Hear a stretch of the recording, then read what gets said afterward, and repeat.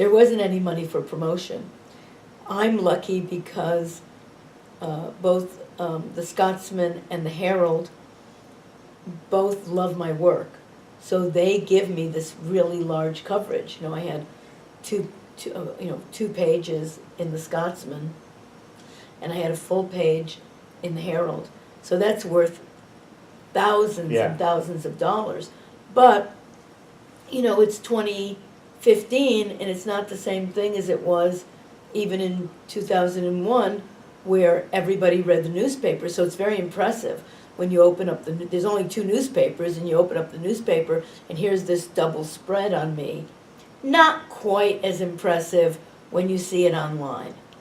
It doesn't have the same impact. Right. So I think that, you know, the promise of the internet, you know, for the arts has, and for everything, you know, has not been what we had hoped it to be, because it miniaturizes everything.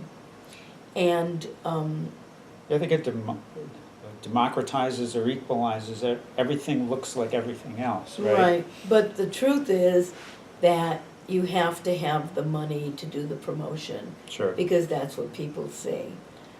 You know, as an artist, especially when I lecture in universities, young students always ask about self-doubt. And I always say, well, you don't want to get rid of your self-doubt. That is your greatest tool. As an artist, you can always see the work of people who have no self-doubt. Their work is sterile, their work is wooden. How is it a tool for you? Because self-doubt is what drives you forward. Can it be better? I mean, the easiest thing in the world for anyone, not only an artist, but anyone listening to this, the easiest thing in the world is to talk yourself into, well, I've done as much as I can. You know, I'm done, you know. And the nature of art is to never be done. Right. The nature of art is to keep pushing forward.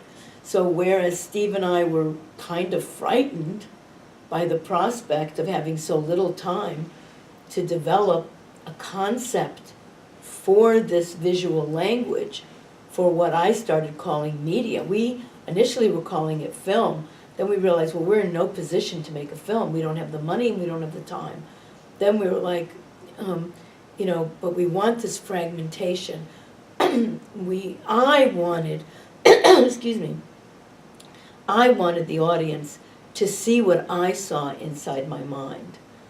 And I wanted it to be richer, more than like Longing Lasts Longer is a kind of a, it's cultural criticism you can dance to. It's a manifesto. It's unrelenting. And it is, you know, done with lighting. And we had phenomenal lighting by Justin Townsend, who is a super brilliant Broadway lighting guy who wanted to work with us, you know, because Steve and I have been kind of out in the wilderness for 26 years, just doing our own thing, self-producing in America, working without a lot of support, without grants, without residencies. Theater without a net. Theater without a net. And we have been unrelenting in our pursuit of our vision. And then now suddenly we learned how to ask for help and how to, you know, and found out that people that we thought, I mean, we approached through St. Anne's 3 top Broadway lighting designers. And, you know, every email I wrote was, I don't know if you're familiar with me or if you've ever heard of me. And each response was, we love your work.